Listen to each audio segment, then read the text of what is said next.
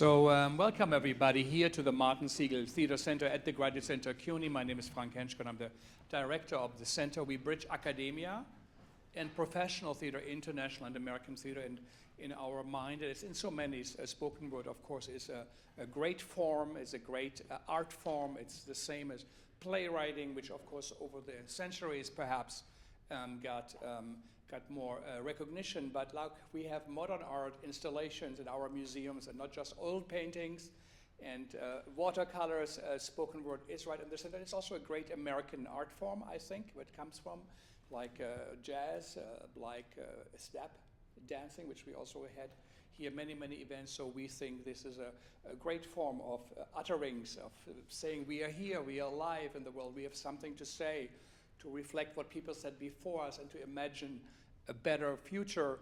And I think this is our greatest respect for all the artists who do that. And we now have an evening with offerings, and it's good to listen closely to artists, not just to the word, but also what do they mean for our lives, how can we connect to that, what they say, and it will also be followed by a small discussion. I will like to say thank you to Meg Aranio, who has put this together with us here at the Segal Center. We also had this afternoon a pre-event with Citizen Arts. She supports young voices around the city. It was a fantastic event. And now I'm going to hand it over, but before I do, take out your phone. I'll do the same. I see. I actually had mine on. Look at this. It should say silent. Take a second. It never rings at our events. It would be the first in 20 years tonight, so we can't have that happen.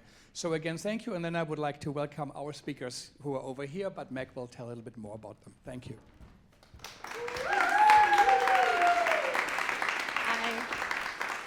Thank you, everyone, for coming. We have a great group of artists here, so I just want to introduce everyone first, and then we'll bring people one by one, and I'll tell you more about them. Lisa Jessie Peterson. Give her a round of applause. Anahita Manfred. Kayla Fontana. And Cap, yes. Thank you so much. Part of what tonight is about, it's celebrating the work of women and non-binary spoken word artists. So part of it is just giving voice and space so people can share with you where they are, particularly at this particular moment in time. It's very difficult for a lot of people right now, for many of us. So as we sort of go through this evening, after the performances are done, we'll all kind of gather together and just talk and share some ideas. And if you have questions, we'd love to have you pose them to the artists, and then we'll have a very brief reception afterward. So thank you so much for coming.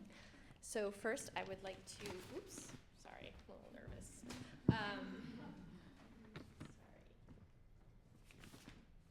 We will start with Lisa Jessie Peterson. So I'm going to tell you a little about Lisa. Lisa is an artivist, an actress, playwright, poet, author, and youth advocate who has worked steadfast with incarcerated populations for more than 2 decades.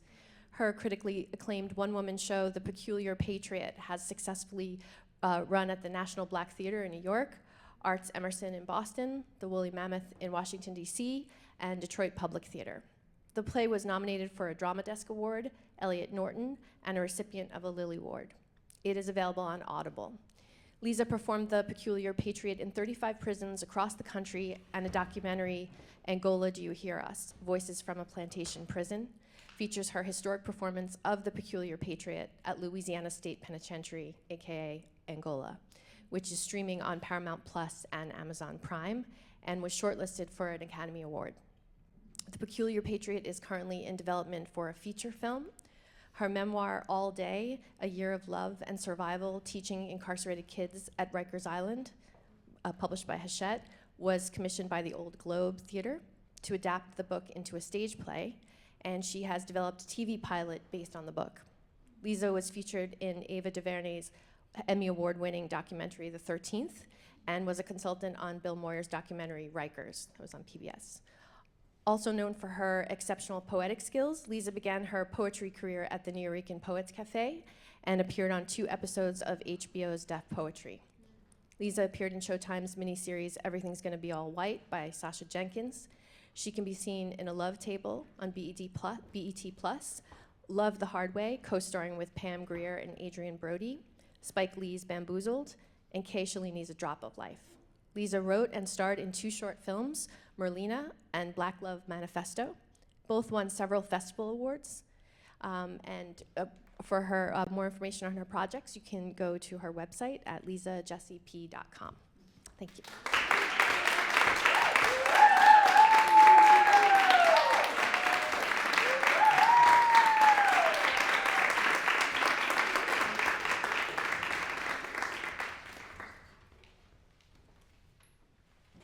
Can you all hear me? Yes. Okay. But we're also streaming it, so. Oh, okay, so okay. maybe you have to put the mic. Yeah.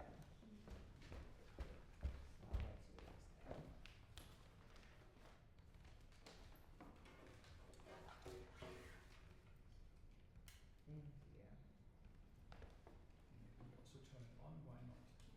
Okay.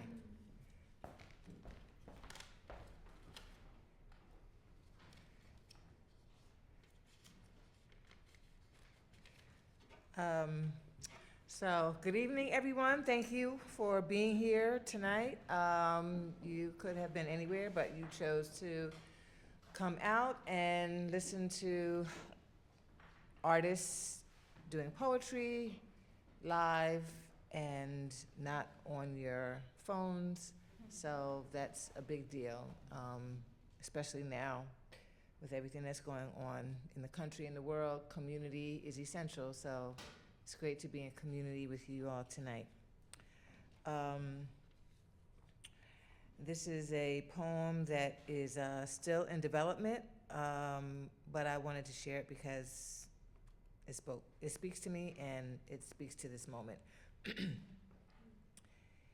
Is there a poem I can offer in this moment when my words are suffocating under the rubble of my broken heart? Solar plexus engulfed in flames. Is there a metaphor worthy of the ashes and bones of children? The children. The children have names. What we really care about, huh? What we really talking about, huh? Can we say it? Can we say it? Can we really say it? Audre Lorde said, "Your silence will not protect you." Martin Luther King said, "There comes a time when silence is betrayal." Tongues strangled by fear of what? Tongues strangled by fear of who? Silence slowly numbs the soul. Riding the subway home, scrolling on our Colton-powered phones, watching somebody's infant, baby, sister, brother, uncle, father, a pregnant mama. A tsunami of horrors and trauma, unshakable live-streamed images captured. Our psyche fractured from witnessing another relentless campaign and consistent blow. Will we allow this inhumanity to become the status quo? I say, you say, we say, fuck no. This is our moment right here, right now, to stand up, speak out, find your courage, even if you tremble. Speak uncomfortable truths, have those courageous conversations, and work it out, people, humans, right here, right now, for such a time as this, to resist.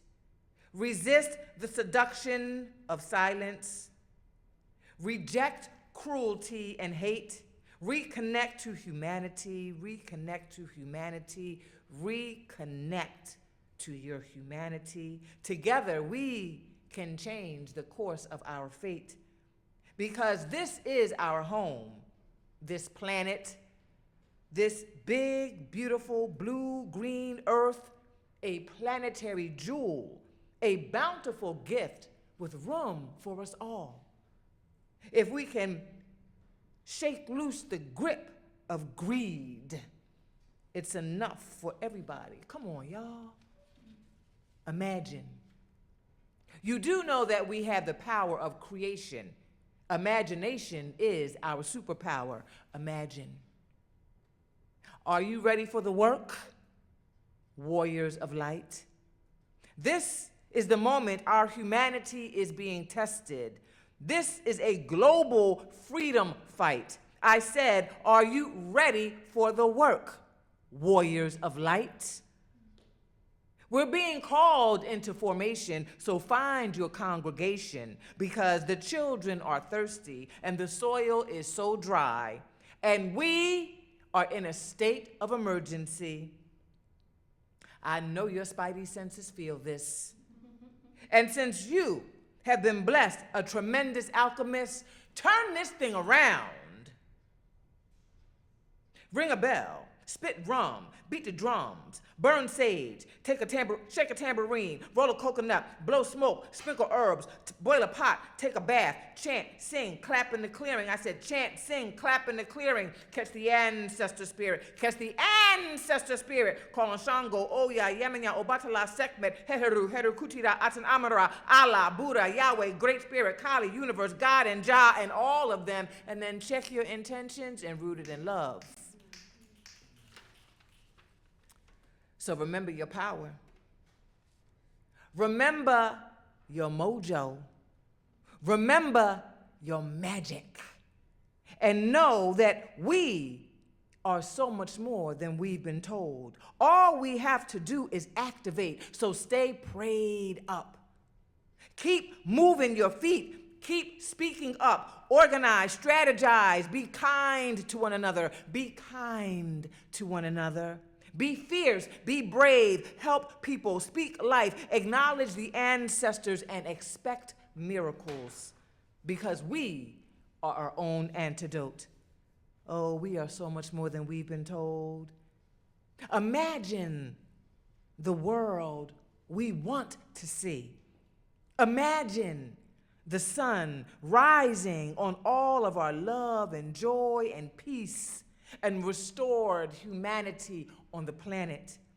Remember that joy is a form of resistance. I said, remember that joy is a form of resistance. Laughter is medicine. Yes. And right now, it don't matter what it looked like, because we can imagine what it's going to be like with all the children laughing in love. With all the children laughing and love, with all the children laughing and love. Imagine. Thank you.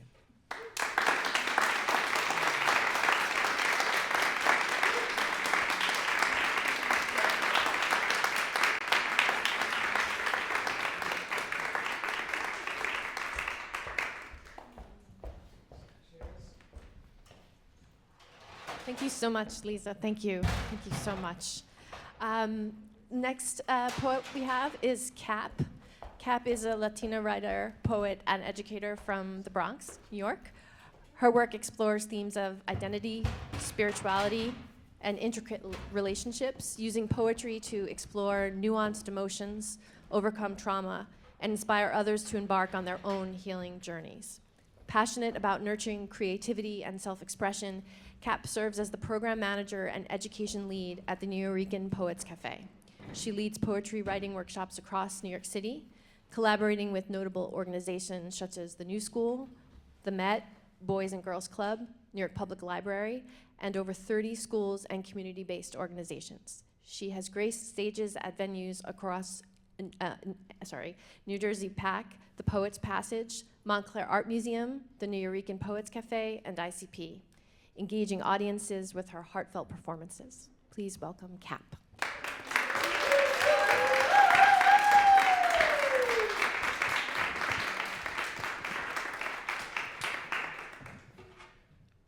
Hey.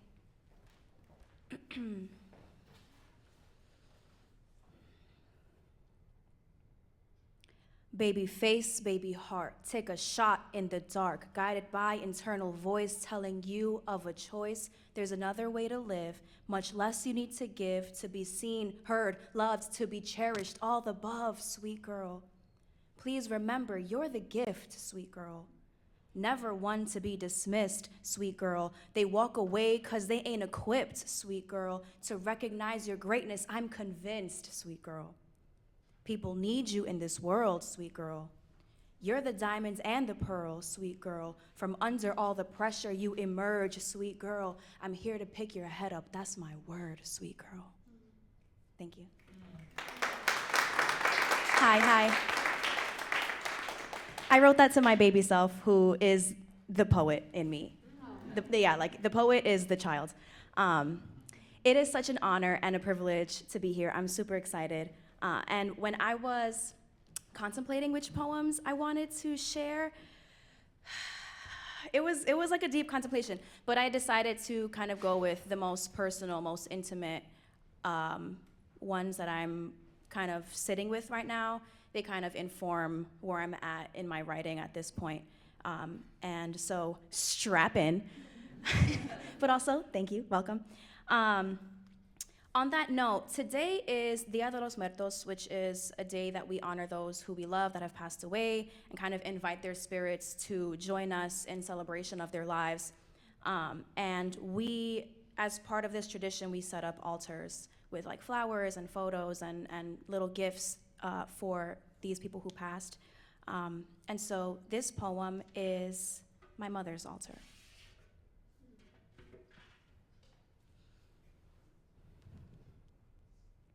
Through closed eyes, I see it all so clearly. Yellow low light and menthol candle cloak the warmth of your sanctuary. At the center of it all is a table on 3 legs, long skirt, green placemat, china lamp, intricately painted with branches and hummingbirds that a husband chose and left behind. There's a mirrored tray, heart-shaped pendant with navy leaf crystals on a gold chain, silver ring, with mom engraved into its face. Baby pictures of your firstborn tucked safely into frame corners.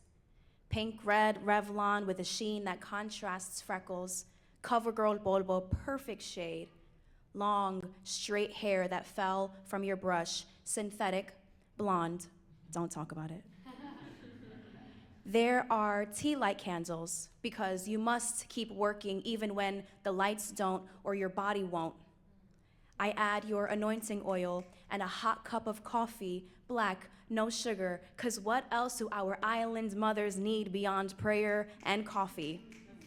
You can make much more with far less. To the right is a pink upholstered armchair, blue, green, yellow plaid detailing, ornate wood at the nape and at the wrists, cushioned stiff as if brand new 30 long years later. Sometimes it seats me.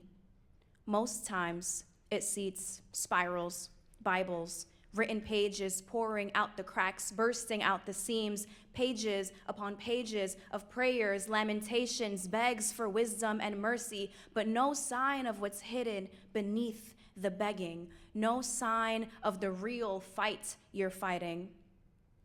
I've ripped pages out of Deuteronomy.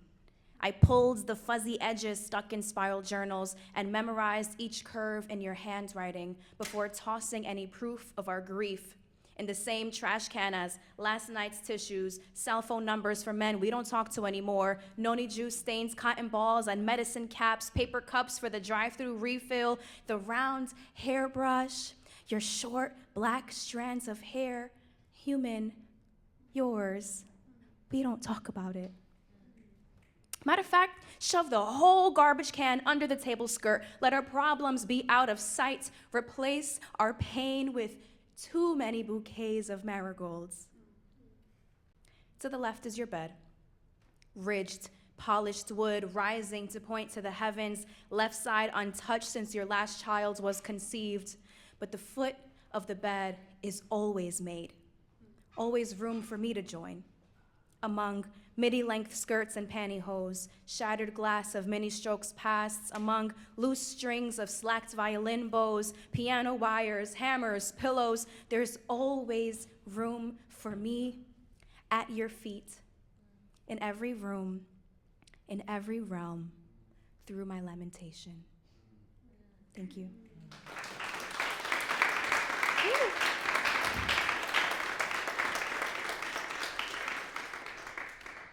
Thank you.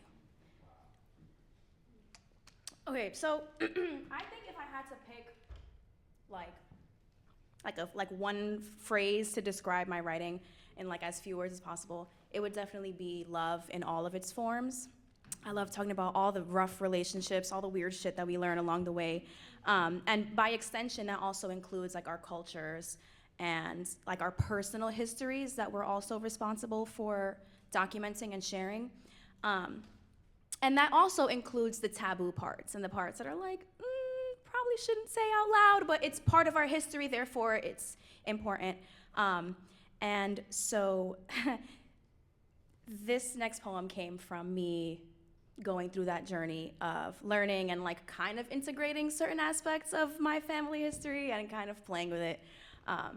And so this piece is called Mujer Chorotega.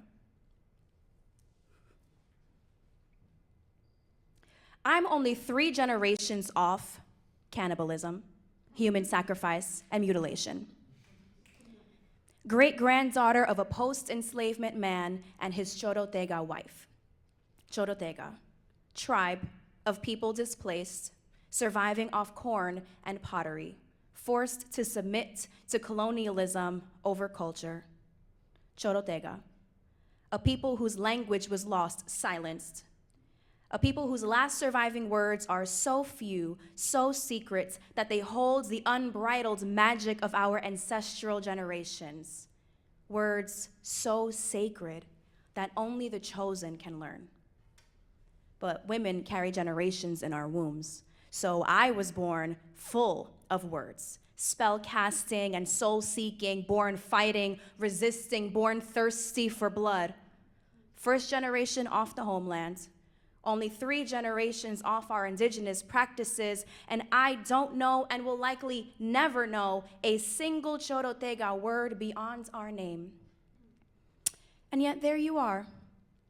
With my first line of identity, the only sacred word I was given, my name, in your mouth, flippantly practicing something my ancestors mastered and were killed for.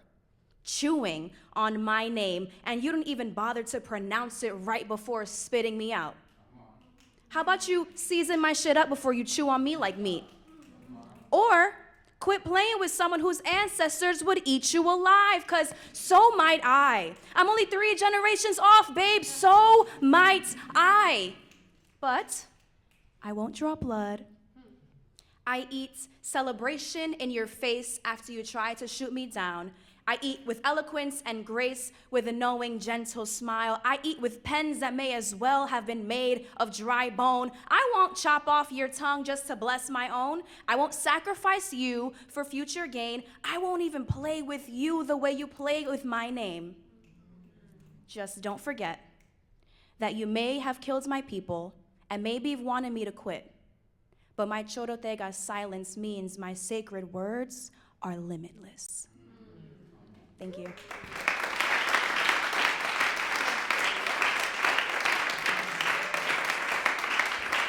Thank you, thank you. That's draft 3. Every time I do it, it's so different, and this one I really like, so. And like the room, you guys made me feel really good about that, thank you. I heard the and the talk about it, yeah, I heard the talk about it. Okay, so I am gonna lift the vibration with this last poem before I get off the stage, because that was really heavy, at least for me. Child, I'm like shaking already. And so this is like a funny, silly one that I wrote about a guy who ghosted me. And word. And I love reading this poem specifically in the neighborhood where he lives, because he be popping up to shows. And I'm waiting for the day that he hears it. So, you know, he's not here, boo, but he might be watching at some point, because you know how ghosters be popping up. Is this how you treat her? You inspire me to feel something different. You gave me a look that made me buckle in the knees. How dare we be adults with jobs and responsibilities? Shit, next lifetime, I want to be a tree. He said, "Can I be your soil?" That's basically a proposal. And he's watering a part of me I didn't know was parched. My favorite part is how I see omens in everything. Like how you were born in the place I call home. Coffee for two, your fingers interlocking mine, the one white rose.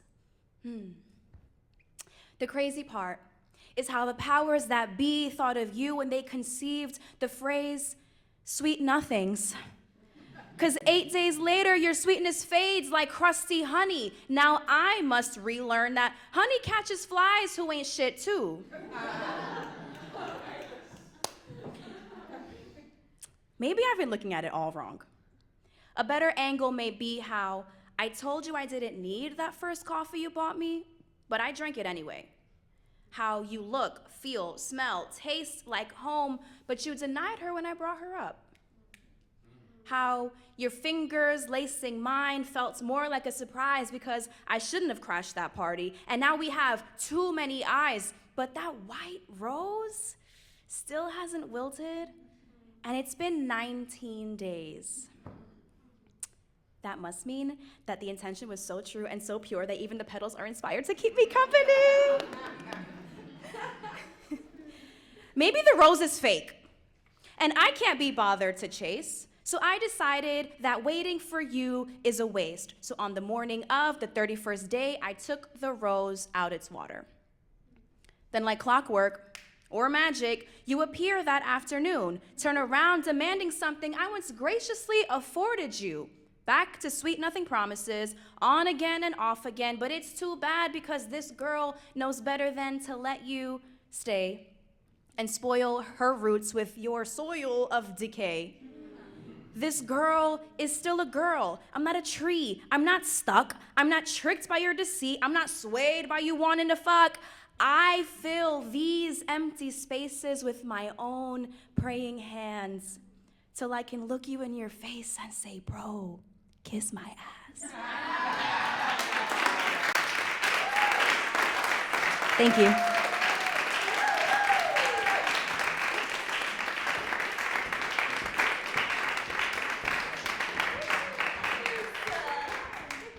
Thank you so much, Cap. Thank you so much. So beautiful.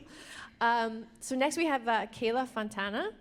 Kayla is an individual that navigates the mysteries of queer identity, childhood trauma, and domestic and sexual violence through their multi-hyphenated artistic practice. Guided by the bell hooks ethic, seeing love as an active verb, this also guides Fontana's approach to their work. Her piece, Mother's Tune, was a collaboration between original music, spoken word, and choreography. This premiered at the Experimental Theater Wing at NYU. She is currently in development of her play, Mom Play, with Love Child Theater Company. Most recently, she directed Girlfriend, a short film that you can find on YouTube at Fontana Kayla, and is in the midst of another untitled film project. The Citizen Arts Project Cabaret Echo is where they originally performed 15 Blank Spaces. Thank you for doing that. And they are honored to share with you today. She would like to dedicate her piece to all the silent survivors. Quote, I see you and believe you, even if you tell me only in your heart. Thank you. Kayla.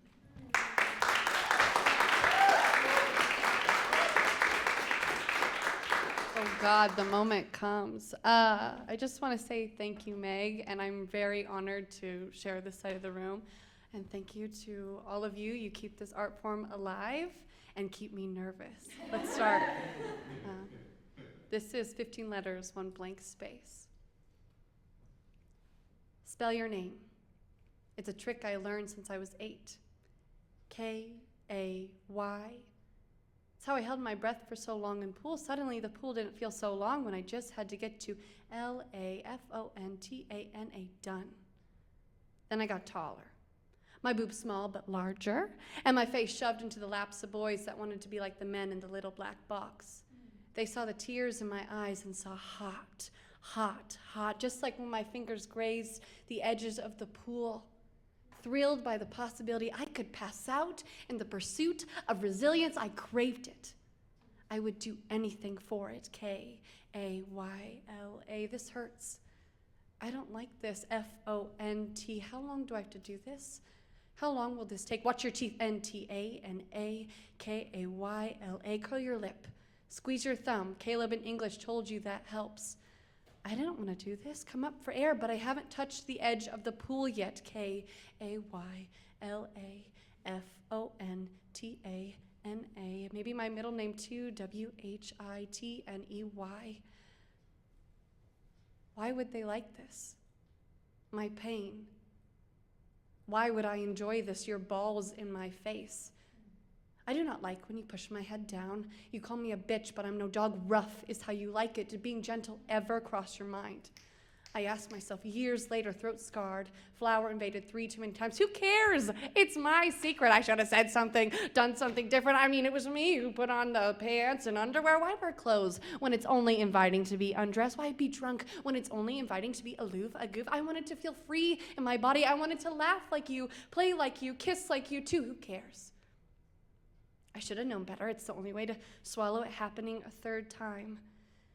And now with you.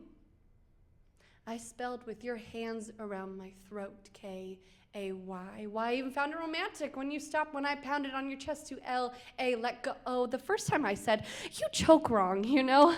I hope my boldness would be taken as blunt. I wanted to make 3 times the charm very literal and scars as minimal. I showed you, I made the extra effort, I threw in a sweet laugh as to not make you feel bad. We couldn't have that, a sad man, a bad man. I didn't mean that, I'm sorry. I just meant, if you could please, if you could just, the sides, not the esophagus, please. I don't mean to be weird, only to be safe. Not that you make me feel unsafe. It's hot that you can't breathe. I laughed, but not because you're funny. And then you did it again. And again, and again, and again, but I wanted you.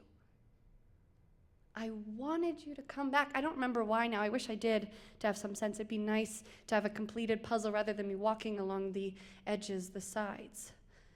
The sides, compromise the sides. I offered, please let me breathe. I asked. You seem to know me well enough to seduce me. That can't be your fault, right? Right? It all seemed to melt away when you would let go, and my vision from the little black dots would fade into the focus of you looking at me with such awe. I was that girl that could hold her breath. You're holding me so tight, saying I'm so hot that you don't know many girls who could take it like that. Take what? That you're saying I could take it like that. Give me back mine. Let me speak. Let me think.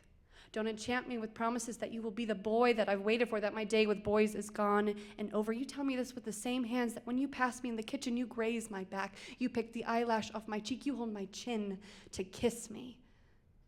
I scream in the pool. My spelling trick is awesome. A-W-E-S-U-M. Awesome. Slowly but surely, your gentle hands do more than take. Suddenly, the choking takes my voice, too. I mean, a girl can't speak when you're squeezing it out of her esophagus. Ha, ha, ha. It's funny. We joke. It's funny because it's true. I've been told we laugh when we relate, so ha, ha, ha, ha. And I think I love you. Or at least I think I should. I mean, you said it, and I don't hate you. And sure, you make me mad sometimes, and I ask you to stop a lot. But it wouldn't be fair of me to keep bringing up the past, even when you say sorry every single time. But I'm good. Remember? I'm cool. Remember? The sides. Remember?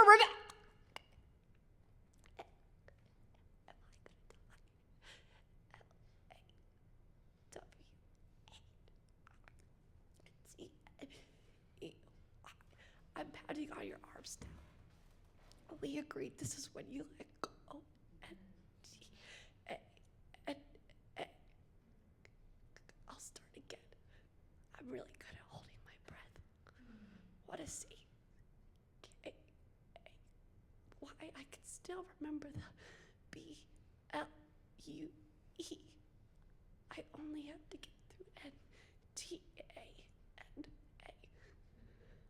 I really am pushing now. I really hope you don't think my eye is rolling back right now. It's like those girls in the little black box.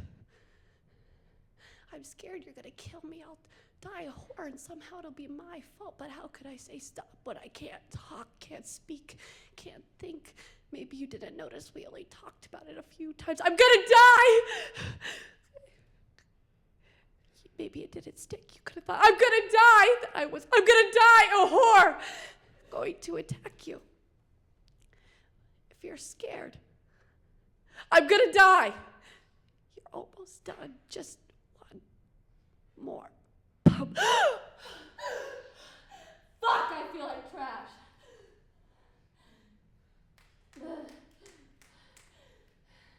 And you let go to grab yourself to aim right. I'm gasping for air. Euphoric. Is this orgasm? No. But there's no high like that first breath. And I can feel you. Now sticky, gooey all over me. Get it off. And you're holding me. You wanted me dead for the sake of a cum shot 2 minutes ago, and now I am your utter divine. You hold me when you want, and that's valid. For you, it's always valid. Even when you slapped me across the face and said, "Shut up, bitch," valid. Because we did not, except the other few times, exclusively say, "I don't like that word, and I don't express love like that. I don't express love across the face." My bad. My bad, I did not say anything, for I did not know. I'm sorry. I should have spoken up. You are no mind reader. You are only doing your best. You're only a human. You are only a man. You're afraid of messing up in front of women, because what if they spell your name across a court paper, or worse, Twitter? Then your life would be over. My God, how scary for you. Your life could be over in just an instant. Terrifying. I'm sorry I scared you. I'm sorry. I'm sorry. My hands. I'm sorry. I feel like one of those guys from the movies. Why did you hit me? My hands. I'm the monster. I feel like one of those guys from the movies. You keep staring at your hands back and forth. I keep asking, why did you hit me? Maybe it was a blessing when I couldn't speak. When I couldn't speak, I couldn't ask questions to hear answers like, why did you hit me? You scared me. Is this it? The floating to the top of the pool.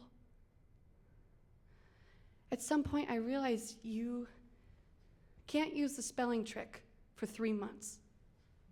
Or has it been 7 years when BRENDANHANEY pulled my hair down to his lap? Or was it when I told Danny N-O? But I knew it didn't do anything, so I just bent over into the pillow so I could cry like those girls in the little black box. Or maybe it was when I told...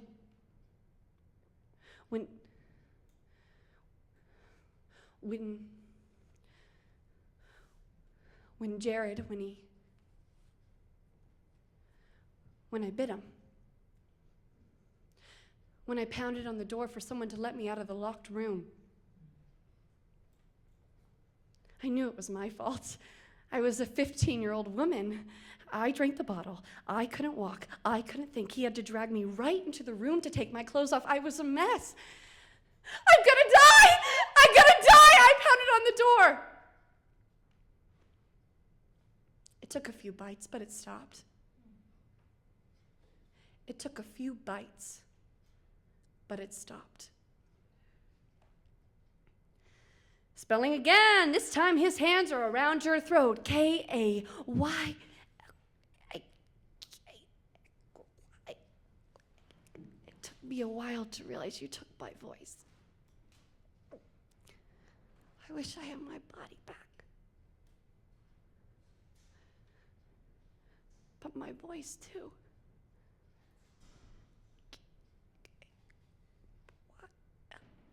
Just F-O-C-U-S. You can't do it. F-O-N-D-A-W-H-I-T-N-E-Y-F-O-N-T-A-F-O-N-T-H-E-L-P. The spelling isn't working. My point of focus seems to be questions. Why did you hit me becomes its own series of letters. W-H-Y. I should have stopped speaking to you. I should have said this, done that, but that was all one letter I. But even you saw your hands, look down at them. You, there's no point of going back. You. Why did you hit me? Are you scared? Just spell K. You. I guess I could thank you for ending that spell, for giving me that breath of fresh air again. Are you scared? Did your hand sting like my cheek, your knuckles crack like my neck? A love tap so sweet, it percolates in a little love mark above my eye just to remind me how much you love me. Just one more question. K, since you're scared I'm going to die. A, why didn't you stay in LA? Thank you.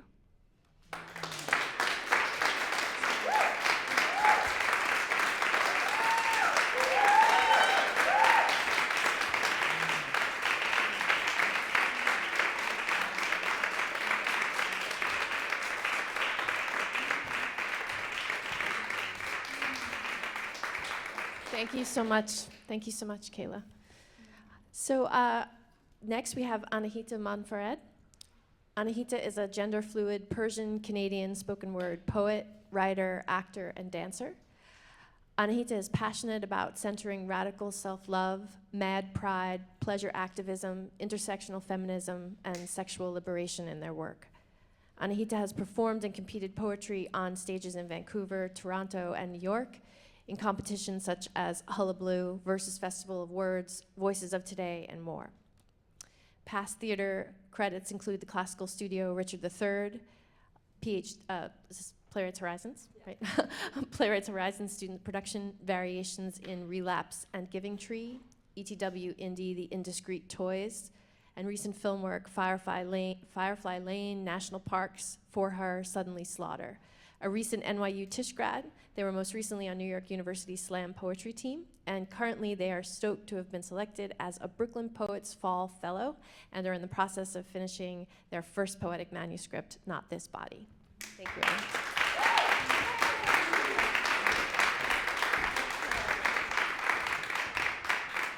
Hi, everyone. Okay, for the vibe shift in the room, Kayla, you are amazing. You did make me cry. But can we all just stand for a moment and like move our bodies? And I'm gonna do it, but we all have to make a weird sound for like 15 seconds. So like shake it up.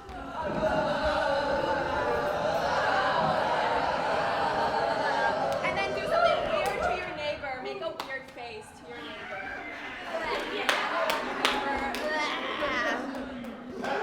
And then you can all take a seat.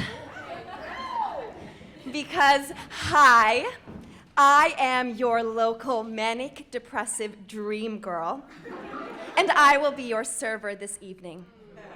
Tonight's special is my attempt at honesty, while still entertaining you. Watch me bend myself backwards, sideways, forwards for you. In fact, for an added fee of $9.99, you can take me any way you want. I am no machine, but I would be lying if I said this performance wasn't manufactured.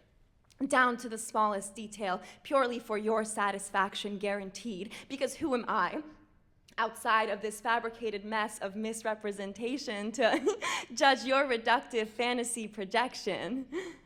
I'm a good fuck. Yeah, I'm a hard fuck. I'm a smooth fuck. But mostly I'm just an anticlimactic mind fuck. I'm losing my mind trying to juggle all of me the right way for you, but I always make sure to look damn good while doing it. I have a DJ board for a brain. I can never finish a song without starting another. I'm quirky because walking feels like falling to me, but the cameras will never stay on me long enough for you to know why. I get dizzy thinking of all the ways I could fuck up a sentence. I'm hungry for so much, but always full when the food arrives.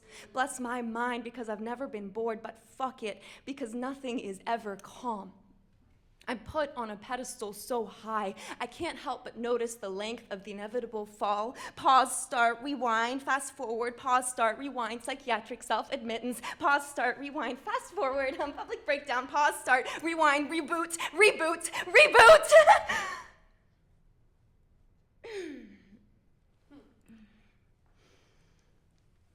Only to be back in time for my next shift. Clocked in, perfectly on time, uniform crease-free, lashes curled, hair strawberry scented, and all cue, my perky, customer service, white person, child voice, ready to serve, to greet, and to please, like, hi, my name is, oh my, don't even worry about it. I'll be your server this evening.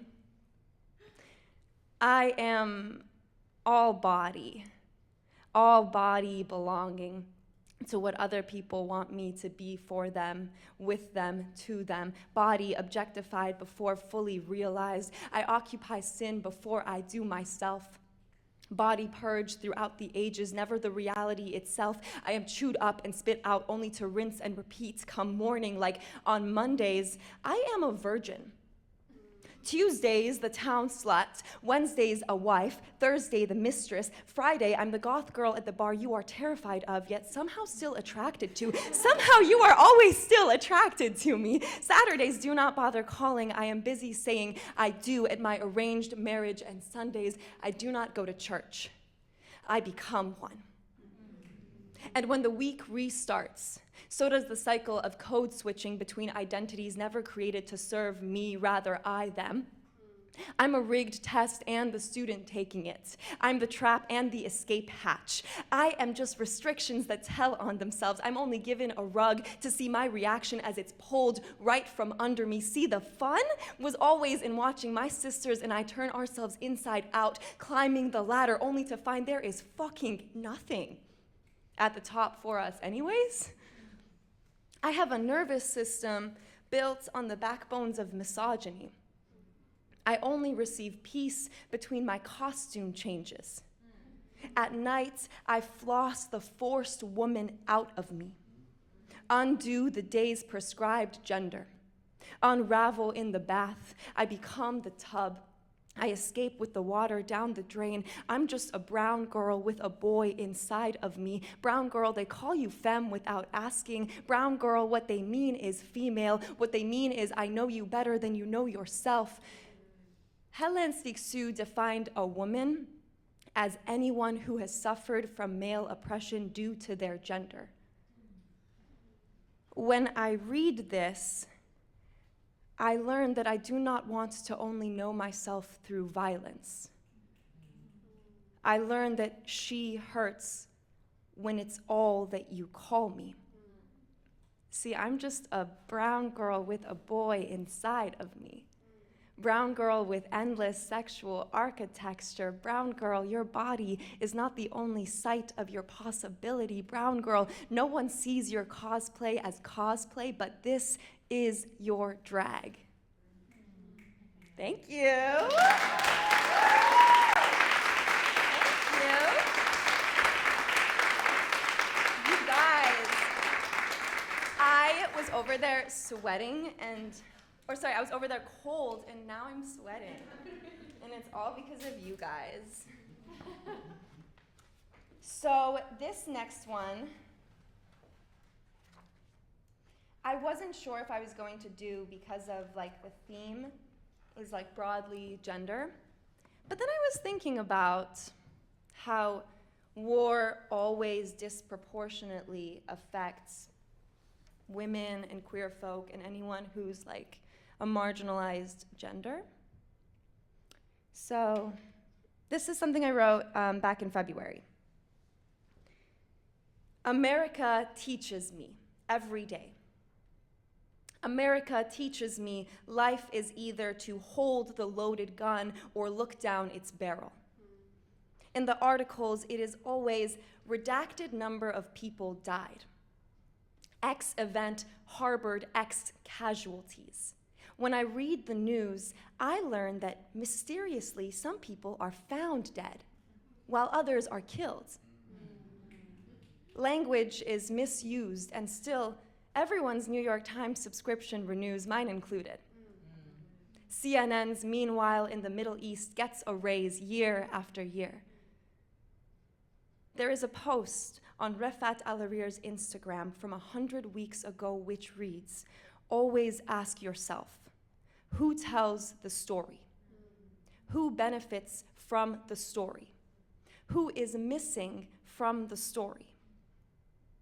In February 2024, the US gave Israel an additional $17.6 billion in aid. And then they proceeded to state, hey, bestie Israel, we would really appreciate it if you could take this $17.6 billion in military aid and use it in a humane way that respects international law. That would be super great. Thanks, bye. Translation: Israeli hostages holding white flags are murdered because they think that they are Palestinian civilians. And still, we call this necessary for national security. Tal Mitnick, 18, Israeli, is arrested for refusing military service on political grounds, and still we call that a democracy. I mean, show me a God that I can believe in, and I will get down on my knees before you ask me to.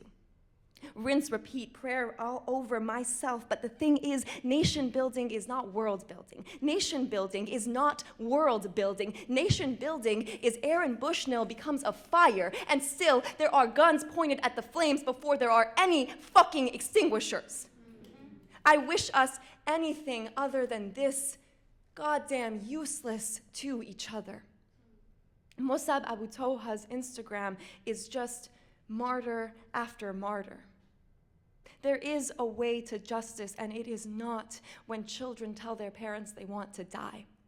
It is not IDF soldiers doing photo shoots with dead Palestinian women's lingeries in their homes. It is not names written on wrists with Sharpie so that a corpse may be identifiable when nothing else is identifiable. There is no justice in senseless death, and yes, I do mean all of it. Of course I condemn all of it. I condemn myself for sitting here and bearing witness month after month after month, and sometimes still only just that. Thank you.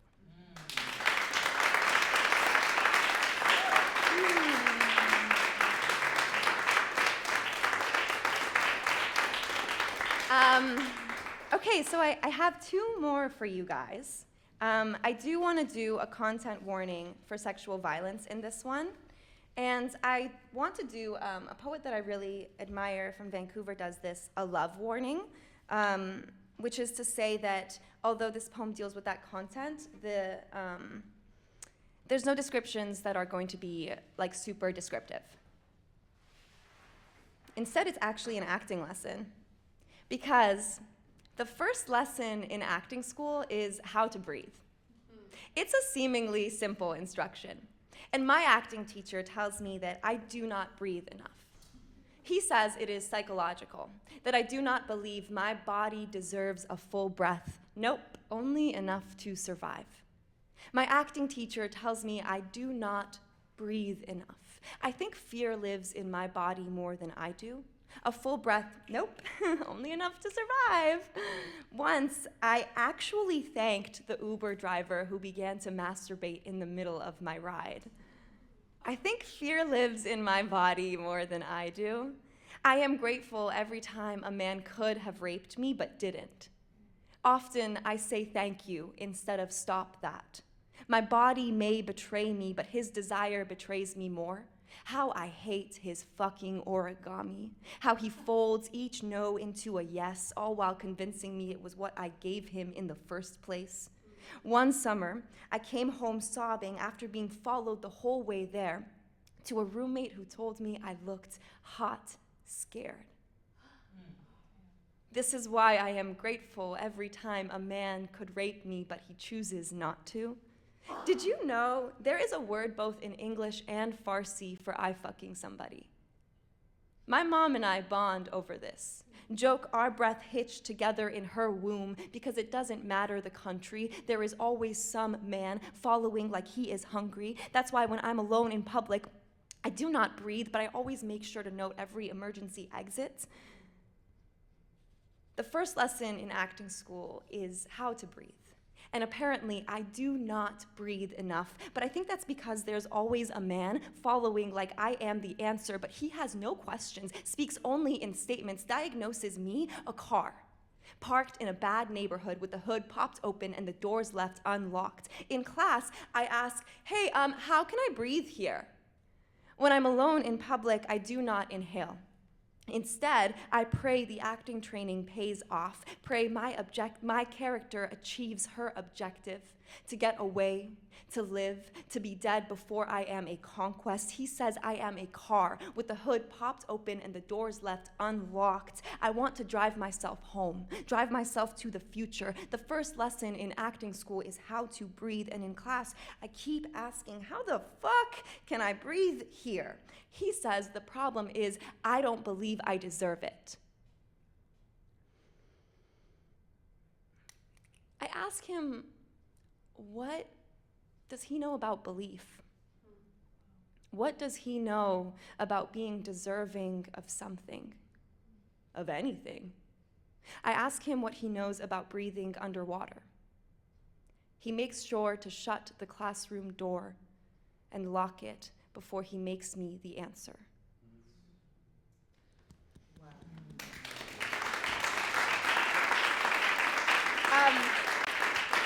Okay, this is so unrelated, but when I used to be on a slam team in high school, we did this thing where after every poem, we would just go, slam. And to this day, I could finish any poem, and that, like, I have to fight my body not to do that.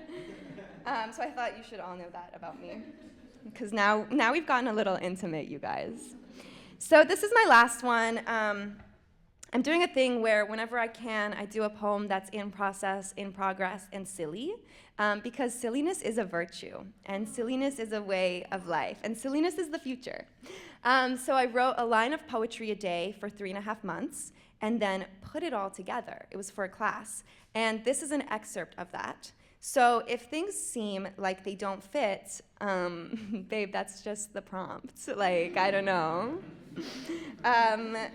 And all I learned is that I'm really horny on a day-to-day basis. That's what this taught me. So this is called Penny for Your Thoughts.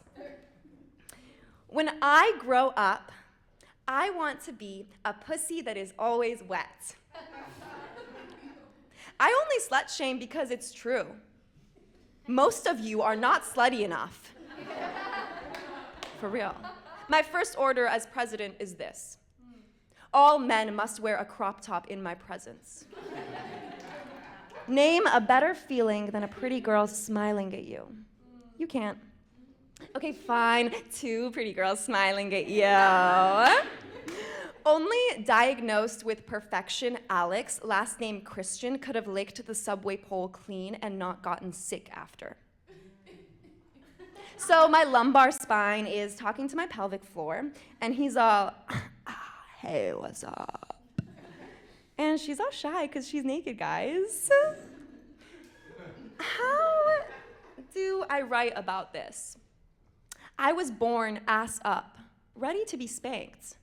See, there is an urge to document myself exactly as I am right now, never free for free, just a warm body, throwing myself at other warm bodies, desperately trying to make sense of something, of nothing, of the gaping everything.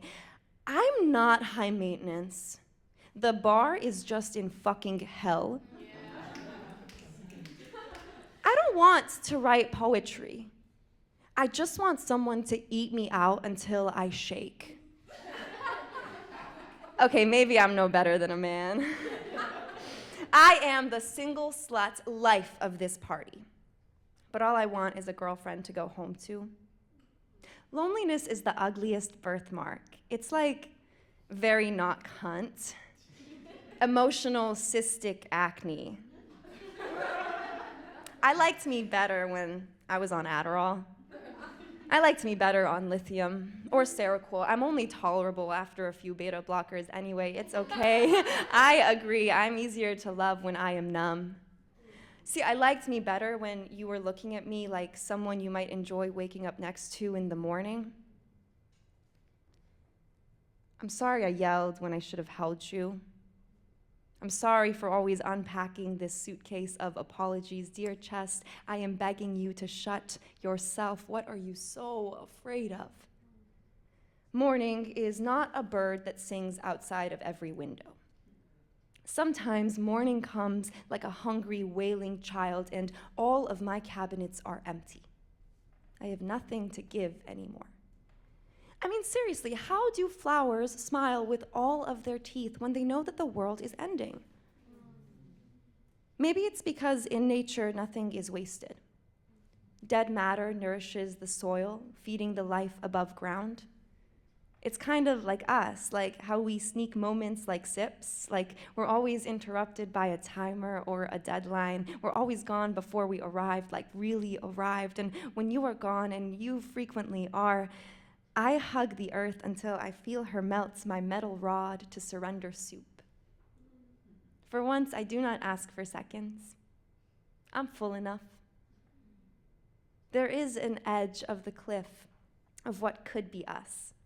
This moment with you and with me, it's the only place I want to be right now. So I guess what I'm saying is, life, I think you might just break my heart. But it might be my honor. Thanks, guys!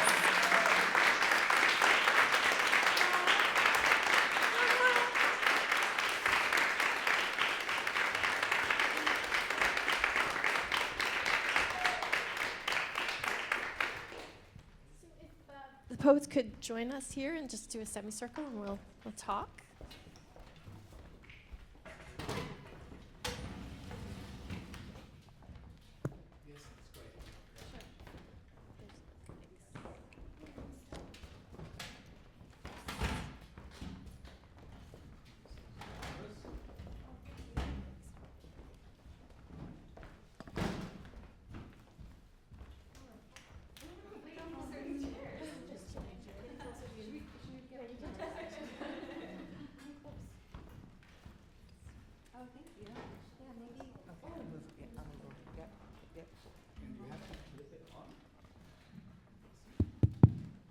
Yo.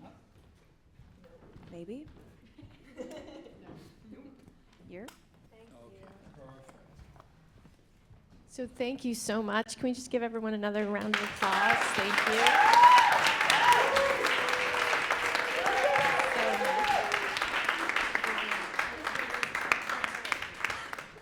It's just an honor for me to be up here with all of you. I mean, thank you for being so vulnerable and so real and just giving so much to all of us. Thank you. Thank you so much.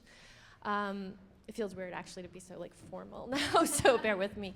When I came up with this idea for this evening, like part of what I really wanted to do was bring together artists working in different, just sort of having different places in their careers, whether they be like established or maybe mid-career or emerging, and bring people together and sort of talk about their journey and maybe see where we are now from these different vantage points and have a conversation about that. So I guess, I don't know, does anyone sort of have a burning desire to start sharing maybe a little bit about their journey into this genre and experiences people have had?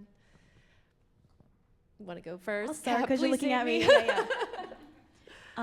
So I wrote my first poem in first grade, and it was very silly, like the silliest poem ever. And I kept the little piece of paper because, like I said earlier, the poet in me is my child self, who just needs to be heard and has stories to tell all the time. And so I wrote my first poem in first grade, but I didn't actually care until high school, because quintessential story of like my teacher being like, "This is really good." I thought I was in trouble because we wrote a poem in class, we passed it in, and she was like, "Claudia, see me after class." It was crazy. I was not in trouble. And it was a very affirming experience, because then I ended up writing my first book in high school as like my senior project. And I didn't start performing until I curated my own show because I was so scared of like actually sharing in front of people. So I did it at my own show because like who's gonna judge me? It's mine. I was kind of sharing in the dressing room earlier this evening that performance poetry kind of happened to me in my life. Most of my poetry is written, but folks will read it or they'll hear me read it and they're like, you need to come back. And so I don't necessarily call myself a performance poet, but I am absolutely a poet. I'm absolutely a writer. And my life has kind of morphed in all of these beautiful ways because of it. And I have no regrets. I've lived like 4 different lives already, but I have no regrets. And but to also answer, I feel like I'm going to be an emerging poet forever. Because yes, I've been writing for longer than not, but I'm always learning, I'm always changing, I always have a new story to tell. I'm always so deeply inspired by the other artists that I meet and just life. So yeah, emerger for life. Thank you so much. Someone else want to share? I can go. Is this on? Yeah, okay, wait, I heard it now. Okay. So I got into poetry because on Wednesdays at my high school, they serve mac and cheese, and my friend Donna really wanted me to go to Slam Poetry Club with her. And I said, Donna, no, that's where losers go. And then, and then she said, I will buy you mac and cheese if you go. And so I did.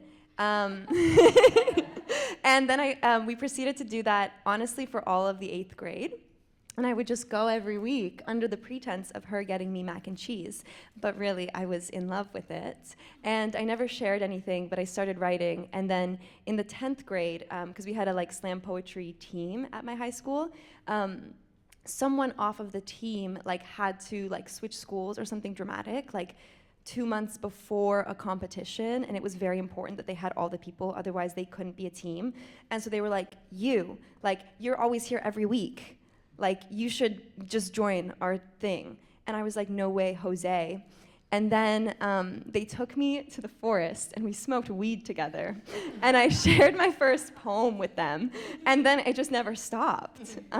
It just never stopped. And so then I went on to just like, I just loved slam poetry, especially in high school. Like, those spaces saved my life.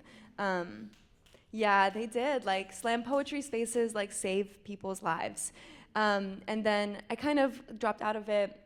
I did at NYU for a little bit, and then COVID kind of just fucked everything up every which way. And so now I feel like I'm just finding my way back in a meaningful way to poetry. I really missed it. And I don't remember the rest of the question. It was just to sort of talk about your journey to where, like, where you are now. Yeah. So it just was like, COVID fucked everything up, and then out of COVID, I really started to like write poetry again. I started to do NYU slam poetry team. I started to like help with their club, started to actually like go to Bowery, go to all these like New Eurekan, all these places. And the Canadian granting system is a lot better than America, and I'm Canadian. So I just was writing all these grants to try to pay for my final 2 years of college. And I got a really big one to write my manuscript. So then I was like, oh, this is my job now. So yeah, and then it kind of helped me get back into writing, because money is helpful, as we all know. Great, thank you. Lisa? So I'm clearly the poetry auntie, which I love. Because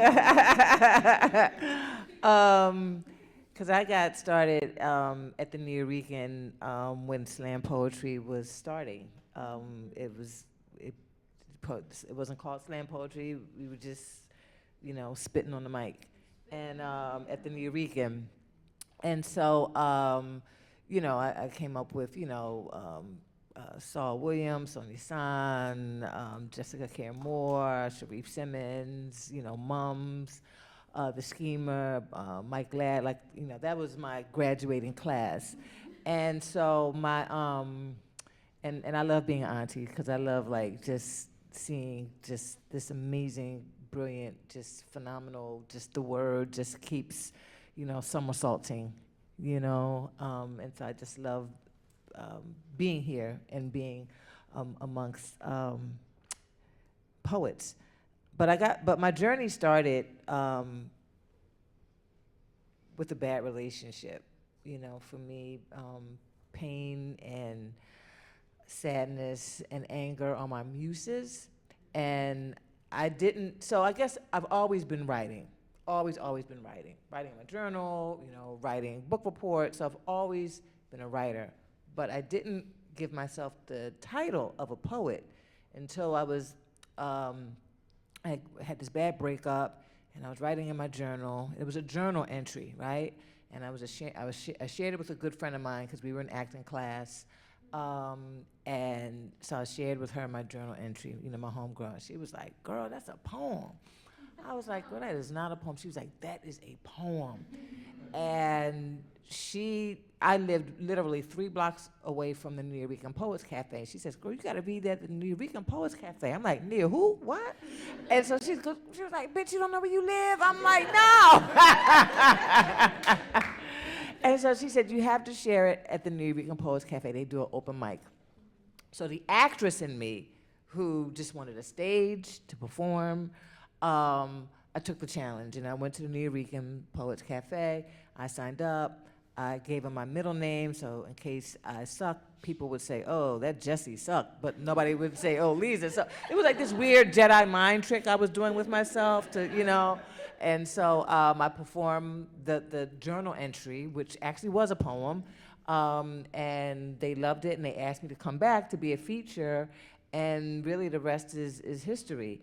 So the Nuyorican is where I cut my teeth, and it was from a journal entry, and poetry is my first language, so, you know, I write, I'm an author, I wrote a memoir, I write screenplays, I write plays, I'm a playwright, but at the root, at the source is poetry. That is my first language, and it just comes through in everything that I do and everything that I write.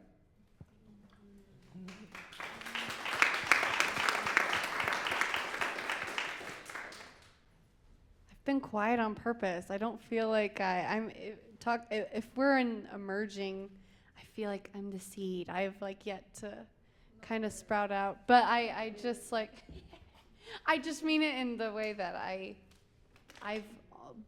every poem I've written has like stayed in a journal or been around some friends that have drank a lot of wine, and I feel very comfortable.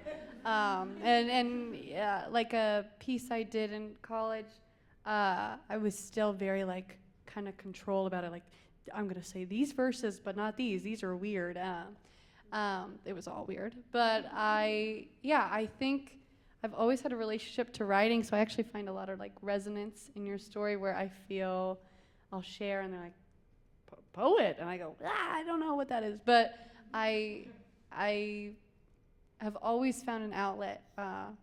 Being with myself and the word, and this was actually my first performance. So, I am an actor, but you could find my resume. No, but I just mean,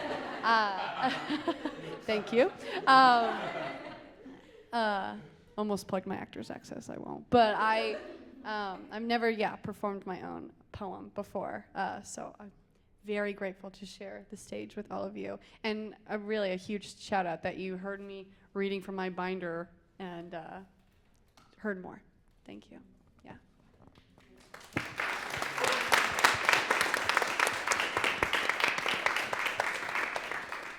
Do we want to have any questions for the artists? Yeah? Okay. Okay, fine, we'll do that. There in the corner.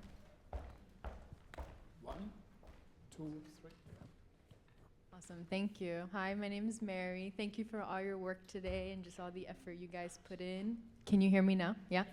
All right, I knew tonight was gonna be wonderful. I know one of you, and I grew up watching deaf poetry, so I've seen you on the screen. And so tonight specifically, what caught my attention was actually all the humor around some very heavy information. Currently, I'm working on a one-woman show, and I struggle getting through humor, and I'm very funny. Like, I'm actually very funny, and I want to put that on stage, and tonight I think I got a little glimpse of what it may look like, what it may feel like, because poetry is also my first language, and sensory lives, breathes. I'm alive because of it, right? So thank you, first of all, from another poet, as an artist in New York City. I would love to know if you can put into words, any of you who've done some poetry with an element of humor, can you put into words how you arrived to laugh about something so painful? I know it's hard, but That's really, for me, it's a really simple answer because, you know, and I can speak specifically from, you know, my experience as African American. That's been our survival mechanism. You know, that's how we survive. It's through laughter, it's through through humor, the dozens, and, you know, finding laughter in the pain. So, you know, you say you're naturally funny. So if the funny is not showing up in your work, then you're blocking part of yourself. So bring yourself to the work, and not what you think should be yourself, but yourself. So when you're talking to yourself on the page and it's the character or whatever it is that you're expressing, you know, how would you say that to your girlfriend? Because, you know, your friends know you're funny, you know, right? Your family knows you're funny. So bring your true self, and not what you think is, you know, your intellectual poetry self, but bring your true voice. And your true voice is funny because you said you're a funny person. Yeah, I blocked it out. So then, right, so then that block is telling you something about what you think people want to hear, or what you, or I don't know, I'm not analyzing, or what you think should be said, you know, in a proper way. And I'm saying, forget all of let the blocks down and just talk. And the funny will come because you're funny. So when I write all of my plays, all of them are hilarious, but I'm not a comedian. I'm not a comedian, but my shit is funny because I'm funny.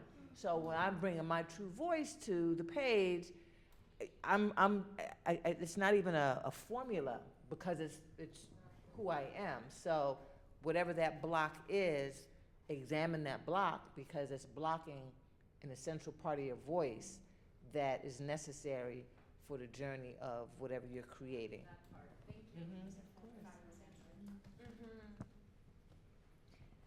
you. Yeah, I think I can add a little to that. So both my parents went to prison in Iran after the 1979 revolution for protesting against the government. I have never met two people who have made more jokes about the government in Iran than my parents. And I have never met two people who are like so fucking chill about it all. My dad has a scar on his back from when he was whipped in prison, and he told it to me as a joke. I thought he was kidding. And then I was 19 and I was like, oh, that's actually how you got that scar. And so I think it's like, when I think about my dad, I'm like, he's just funny, because that's sometimes the only way.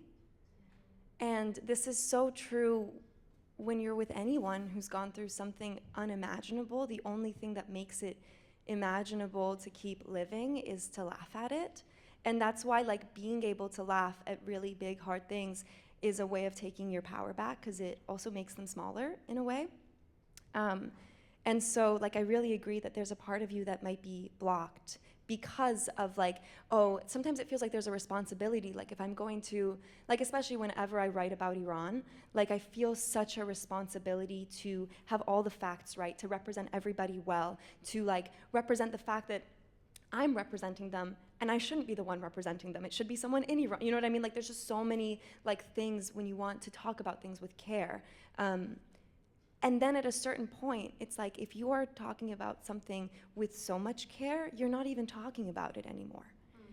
And then it just becomes a concept of a thing, and then no one wants to talk about the thing anymore because it's so serious and we're all sad. And so I think often of just like, yeah, like maybe like get a little drunk, smoke a little weed, and then do the hard stuff, you know, and maybe involve friends in it, involve community in it. Like sometimes when I'm stuck and I'm like, I'm a funny person, why is that not showing here? I just have someone who knows me and loves me, kind of like talk to me through it, and then the way that I talk to them, I just record everything I say, and I'm like, oh right, that's me, that's who I am. So yeah, a little bit rambly, but. Humor delivers the bitter medicine. So if you're giving a lot of, serious, you have to do the humor to let it in. You have to let the humor in, because that lets people breathe, and then you hit them with the punch. It's ha ha ha, oh shit, ha ha ha, right? So that's what lets the medicine in. Have you ever been, I don't know, but black funerals are hilarious. They're hilarious. Everybody's crying, and it's heartfelt, and it's painful, and it's like, ooh, who did her makeup? But that's survival. That's how we survive. That's how we pull through. So, be yourself. I know, at least when I don't want to say like a bad joke, because I tend to make fun of a lot of what's happened to me, not because it wasn't awful or, I'm doing it right now. I'm like, not that it wasn't bad, but I mean, like, I just, honestly, I think there's always like a little gremlin goblin that's like, make fun of it. Like, just, there's always like a voice that's like, this is so ridiculous.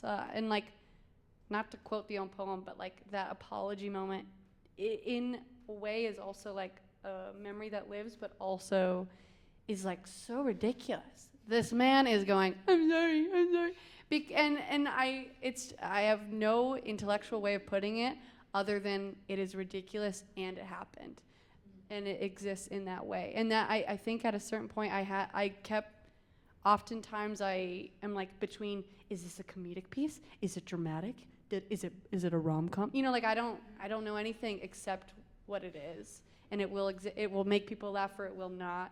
I will do it this way, and it will go that way, And I think as soon as I stopped trying to pin myself down, the work was leading me much better and faster.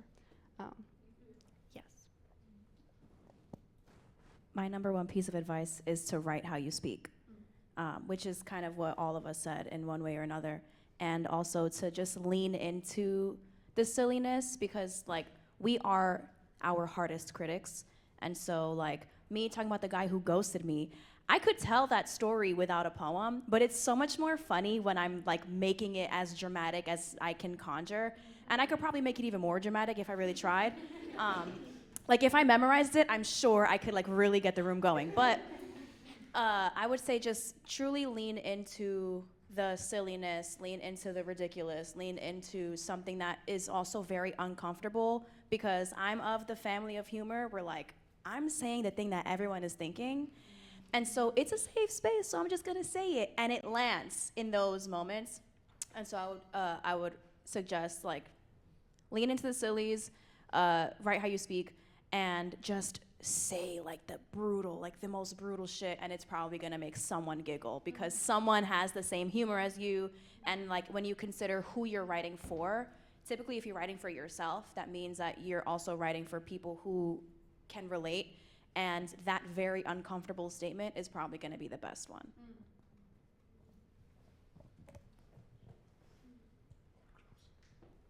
Hello. My name's Carmen. I'm a friend of one of the fellow speakers tonight. I want to first just thank you all for being such phenomenal beings. Thank you all for taking space and holding space, not just for yourself, but for the people who have experienced the same things as you, and people who are here today, to keep it very fucking frank. I have so many questions. Which means you guys are such brilliant writers that you've made someone here ponder this much, this hard. The first question is, well, to start off, I'm also a poet. I also talk about topics that are very controversial, very triggering. And I have also found a lot of resilience, peace, and community talking about sexual assault, talking about just indigenous manslaughter, all types of stuff, you know, the nitty gritty. For me, it took a lot. And I'm curious to hear your story and how you gained the courage and the bravery to not just talk about it, but you quite literally, and I don't mean this in any disrespectful way, I'm pretty sure anybody that has went through sexual assault here was triggered into that same mind state, because you managed to capture not just what it felt like in that present time, but you also managed to talk about just the way your entire nervous system has adapted to the trauma, how it was just all of you presented such beautiful pieces, and I cried. I bawled my eyes out. Just, you're so fucking, like, it, coming from somebody that was raped, it feels just so stupid to sit here and say you're so strong, because you shouldn't have gone through anything that you went through. How were you able to just take the time to capture this, quite frankly, masterpiece? And what were the challenges that you faced, if you faced any challenges, and what gives each and every single one of you the drive to talk about not just rape, but also the prison reform, prison imprisonment, just what made you the artist you are today? Simple. That's one of the various questions. Thank you. Thank you for sharing, and I'm so grateful you're here today. Really. Like, sorry, not to use like, I can hear my acting teacher going, nice job. But I thank you. I honestly wish my answer had more inspiration and fluff to it, but I honestly, it was something I had to handle in private the first time it happened to me, where a sheriff said, don't talk about that. And then when it happened again, I said, well, it wasn't as bad, you know, and like these things kind of added up. And then before this poem was written, I didn't realize what happened to me, because for so long I feel like, and I'm not even pushing it off, I just feel that nothing was clicking except the writing, except that I was like, this is real. Somehow like facing myself and like telling other people was not clicking for me, but something about the momentum, the energy transfer was real to me. So, I mean, that's the best way I could put that. I had so much anger and fear and confusion that it only made sense on the page. And honestly, I'm gonna embarrass her, but I was so shy to share this until I showed my girlfriend, that one right there.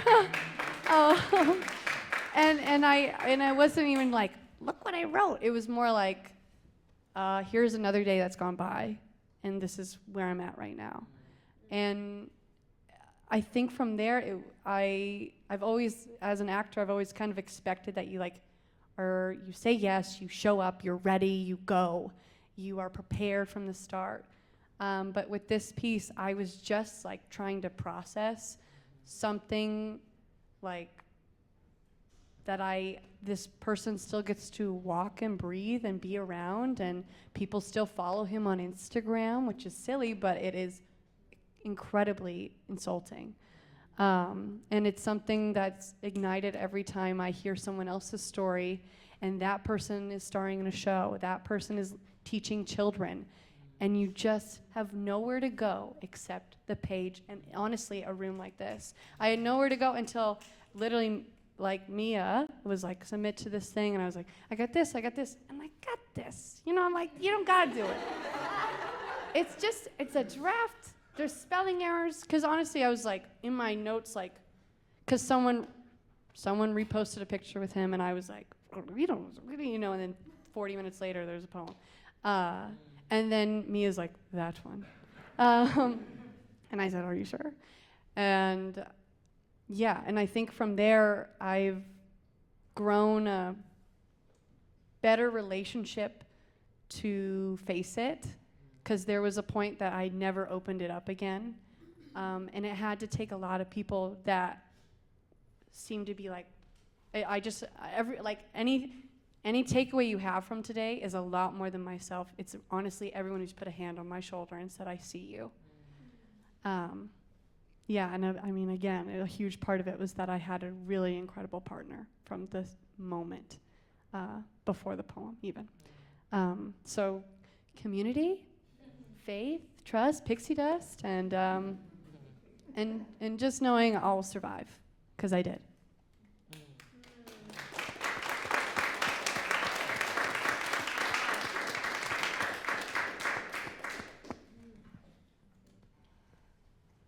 Say something briefly. I write a lot about grief, and I kind of always have. I've always had something to be like angry about, sad about, hurt by. And so I've found that sometimes the catharsis makes it very cringy, and other times the catharsis makes it gorgeous because, again, someone needs to hear it. And so I just write until it doesn't make me cringe anymore. And it's like, this is actually some real shit. I used to never edit. I used to just like, first draft, done. Like, it is magical as it is. And then as I started sharing more, I realized that like a lot of that is my brain dump. And while that is very valuable and necessary, especially in the moment if you're using it as a sort of release, but when it comes to sharing, I will not hold back. I will write every single thing I can possibly come up with and then pick and choose what has like the hardest hit or what gives like the fullest essence of what I'm trying to say. And I love fixed form poetry, which is like not a cool thing to say in certain rooms, but I love fixed form because it also kind of forces you to be concise and to get to your point. And I use fixed form as a practice on precision and like getting to the heart of what I'm trying to say. And then I might just go back to like the original version, but I think about that a lot. Like I want every word to earn its spot on the page. I want every syllable to earn its spot on the page. If I can take out some random word, I will. But that's just like my own personal editing process. But ultimately, I feel like everything you can think of, put it down, and then pull what is the most impactful. And that's also usually like the scariest parts are the most impactful, because then you end up talking about things like cannibalism. But it's my family history, and so who am I to now add shame to me and my story and my family when like it's part of it? Yes, I'm using it as a metaphor for like don't talk shit, but you know, it's part of it. Like write down everything, and then pull from there, and just close your eyes if you have to when you like wear sunglasses. I know a lot of people who wear sunglasses to perform. It kind of looks like ego, but they're terrified. And so it's like, if you can't see me, I can't see you. And you just have to make it work for you. Even if it's weird to someone else or it feels unconventional or whatever, like just do whatever to get it out of your body.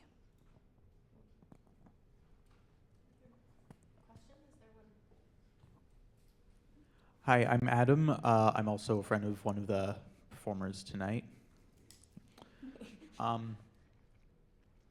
I felt like I guess my question is mostly for Kayla tonight, and I'm probably asking a question that's probably already been answered by this point. But you know, I was like really immersed by that poem. I like felt like I was there, like actually like watching the experience in and of itself. And I was like legitimately like worried for your safety. Even though this didn't happen, I really did think that like you weren't going to make it out of that situation, even though you obviously did, because you're here to tell it. And I guess my question is, yeah, since that's obviously like a very traumatic experience, and you know, I would guess that most people would kind of want to just, you know, forget that ever happened, and you know, sort of never have to think about it again, so that it's not like, creeping into parts of their lives. So obviously writing an entire poem and also like a performance piece is basically like, literally reliving the exact experience that happened to you. So how do you come to that decision that you're going to like, choose to sort of relive the entire experience, not just by, crafting the entire poem and the performance, but basically also performing and acting it out in front of an entire audience? I think, honestly, it's a silly thing. Well, maybe it's not so funny, but it's I had a teacher tell me one time, like, I was like kind of whining, and I was like, every time I go in a casting room, they always want me to be hot girl number 2, blah, blah, blah. I was just kind of complaining, and my teacher was like, people are waiting and begging to see whatever you have to say. And I think that was a huge guiding thing in this piece for me, where I just kept every instinct that was like, that's weird. I just wrote it down before I could like kind of judge it. And the decision to be so present with what happened and everything. I mean, my snarky answer is that is only the surface. And then my the fullness answer is like, it can replay in my mind all the time. Just in the same way I know it does for other people and other survivors, in the way it does not for abusers. So if there's ever a time I can share that experience in a way that at least is like in a community kind of sense, that's all I can do. I don't get to just pick him up and put him on an island, but I can say this story the way I want to and the way I think it deserves to be told. Because I think part of it too was I don't know, when I wrote it, and even now I still feel stuck in the way that I exist on the same planet as those people. And I do my very best to not be around those people, and yet they seem to be in a lot of places. So anytime I can bring it up, I will. Yeah.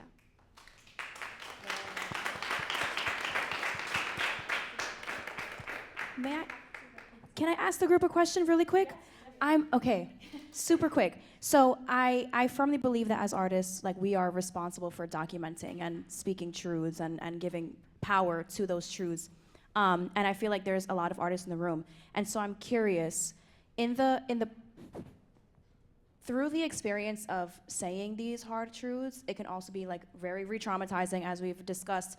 So my question to y'all is what kind of aftercare do you have with yourselves in those moments of I'm crying through this piece, or I just bore my soul and I'm in a corner trying to get myself together, or you're scared of what you're writing? In any of those scenarios, what is the aftercare steps that y'all take, if any? And then hopefully that also helps the artists in the room who are mortified of whatever they're currently working on. I do have to go, but I will say this on the way out. For me, the writing is the care. So there is no aftercare after the care. The writing is the care. If I don't write, then I need the care. So when I need care, I write. So that is the, writing is therapeutic. It's not therapy, but it's therapeutic. So that's the care. The art is the sanctuary. Thank you so much. I'm so sorry I have to run. Y'all are amazing. Y'all are so amazing. So amazing.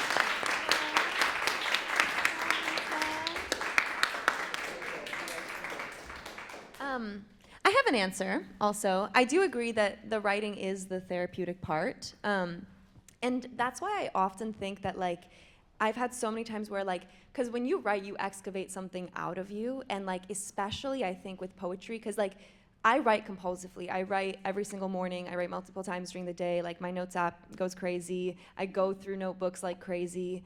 And I think for me, just writing feels good, but actually, like, at some point crafting a poem with a bunch of that writing and then distilling it to say exactly what I want it to say, that feels like care.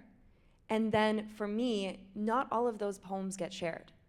Not all of those poems get shared right away. Some of those poems get shared to myself for months. I just put on little shows for myself. Sometimes it's just a few friends.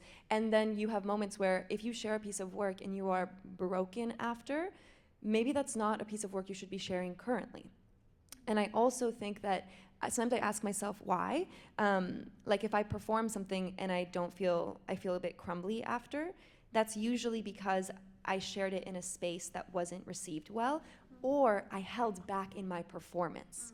Because if you put your whole pussy into it, it's not yours anymore. But if you don't put your whole pussy into it, you're still holding it. That's why a lot of times, and I don't know if you experience this, like, I'll share poetry and I'm like, whoa, let's go get a drink. And I look and I'm like, oh, people are crying. Fuck. Because it feels so good to, like, speak, like, truth to power. Like, it literally feels addicting. And it feels addicting to be witnessed while you do that. But then sometimes I feel like, I'm like, oh shit, that felt so good for me. So that's something that I just think about too. So sometimes when you're like, is that person okay? They're probably doing really fucking good, actually. Like, they're probably on cloud 9 because they no longer have to just hold that in their bodies. That's how we release trauma outside of ourselves too, is to not keep it in ourselves. So yeah. Thank you. I thank you for the question, because I feel like I'm personally still developing a relationship to aftercare, because I agree. I think the writing is that for me, and also I thank you for putting it into words of just yeah, it is. It's like a different experience to share it, because honestly, I think I was trying to figure out the aftercare while I was working on it, because it was interesting to be like, oh, that's what I meant. Something in me knew before up here knew. And then when it clicked up here, I was like, fuck, all right, sit down, breathe, meditate, you know, whatever. Like, I think part of at least during the process, the aftercare is really making sure my supportive circle is accessible. I try not to, like, work when I know no one is going to be able to, you know, maybe pick up a phone or something, or eat dinner with me, Nora. She's gonna get mad at me for that one. But I mean, that was, and I made a joke so I could say the real thing, and it was just that I literally made dinner plans after, so I can really just sit with it and sit with someone I feel safe with. Yeah. Thank you. What's yours? I give myself the jitters a lot, and so for me afterwards it's just a lot of, like, breathing and reminding myself that I am okay, and I'm going to be more okay once I breathe and, like, give myself the breath my body deserves, just to plug you. Yeah, for me it's a lot of breathing and being like, wow, I did that. Oh, I did that, and just affirming myself, because I already told you guys I have affirmations that Siri reminds me of all the time. And so I do affirm myself a lot and remind myself that, like, yes, that was crazy. Yes, we did it. I'm probably gonna do it again. So let me get my energy together so that I can also, because other thing too is, like, sometimes you say all that and then you gotta talk to people. And it's like, I kind of want to hide in a corner, but through, like, breathing and affirming myself and keeping myself centered, it definitely helps. And then I'm probably gonna sit in my room in silence tonight, but that's okay, because I know for me, if my nervous system calms back down, then tomorrow I actually can do it again. And so that's really important, like, making sure that my self is good. Thank you all so much for all this. Thank you for your amazing audience. Thank you so much.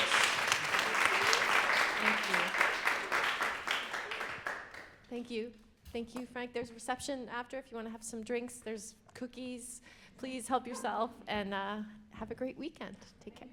Thank you.